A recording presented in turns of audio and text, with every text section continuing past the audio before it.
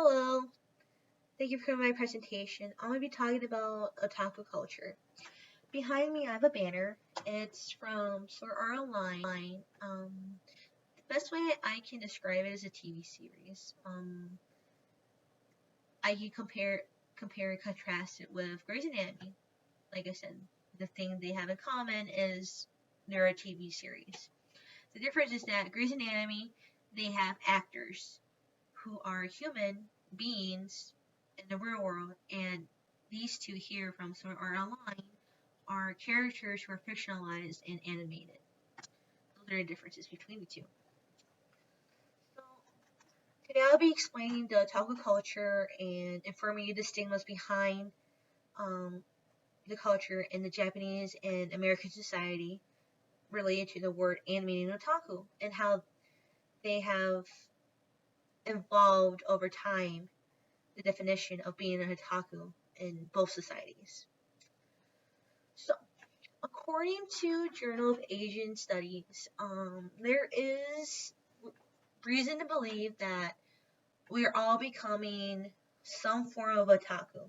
We're going through otakuization process, as they say in the article, that we are being extreme specialist with a media world, which is basically saying that people are cosplaying or they are dressing up as a certain character they admire from a game, anime, or a series they watch.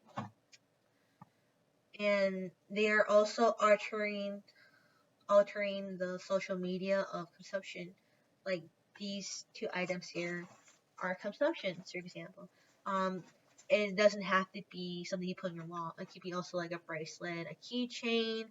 The newest thing that came out in the otaku culture is candles that are scented for fictionalized characters. So, what is an otaku?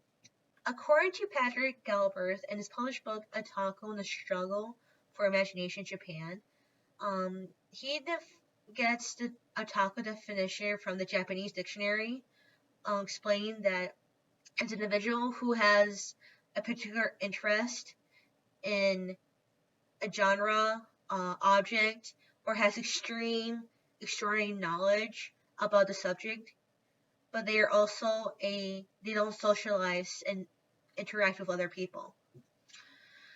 That's where the stigma comes in. So it's basically speaking in simpler terms, they are a geek. Originally, the word came from Japan, and in Japanese visual culture, explorations in the world of manga and anime by Mark McWilliams, he talks about how there's thousands of manga and anime as well as video games who have avid fans who are known as otakus. There are at least 2.4 million Japanese individuals who consider themselves in that kind of category. And this study was done in 2008. So now that we have an idea of what an otaku is, let's look into the otaku culture and the stigmas behind that culture, especially in the Japanese and American societies. So according to the article published in the state press from Arizona State University, in Japanese society, nobody wants to be considered an otaku. Like, nobody.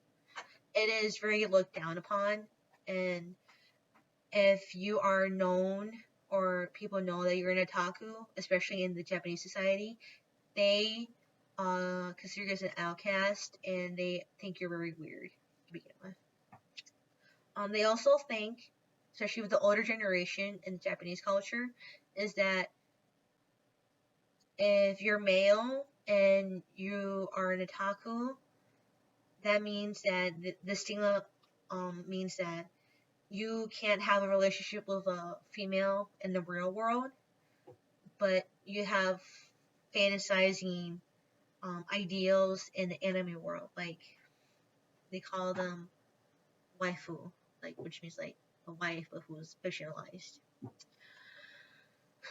So a few years later, when anime was hitting off in 1960s into the 1990s, In 1998 through 1989, a man named Tsuzumi Mizaki, he's also known as the Taku murderer or the little girl murderer. He is a Japanese serial killer, a cannibal, a child rapist, and he murdered 4 girls between the ages of 4 and 7 years old. He was later caught by the police. They grabbed evidence from his home. There was photos of his victims, 5,763 videotapes. There were horror slasher gore films and recording of those crimes that he committed. So when that event happened, being otaku was very looked down upon. People, parents, Japanese parents who thought their children were otakus, they might as well disown them, or it was just not really frowned upon to look at that point of view when that event happened. Because of Mizaki's obsession with the culture that he was into. In the 1990s, the state press article talked about how anime and manga were starting to have popularity globally, especially in the United States.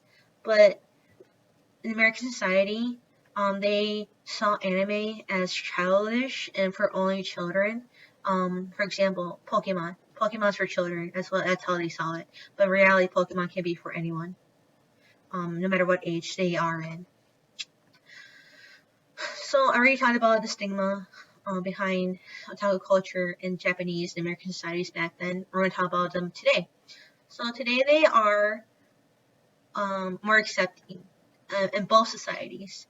According to the Japanese Wireless in 2010, the Japanese government is so on board with the otaku culture that they even made a policy called Cool Japan, which promotes otaku pop culture that is currently flourishing today. So they have more stores about Pokemon and different anime series. It's good for their economy, so they're using it to their advantage. In American society, there are conventions for otakus like cosplay, merch, fan-based fiction, different types of food, snacks that are usually found in the States because they're Japanese cuisine or snacks that are from Japan. So, in conclusion, we looked at what otaku culture is and the stigmas behind them in the American and Japanese society. Secondly, I explained the Japanese society stigmas about how an otaku was looked at and how Mizaki's his events changed the otaku stigma forever. And in American society, they see it as entertainment for children, not for older adults. But nowadays, they see it for all ages.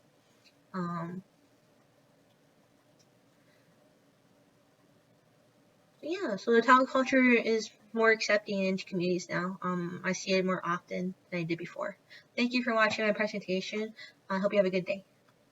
Also known as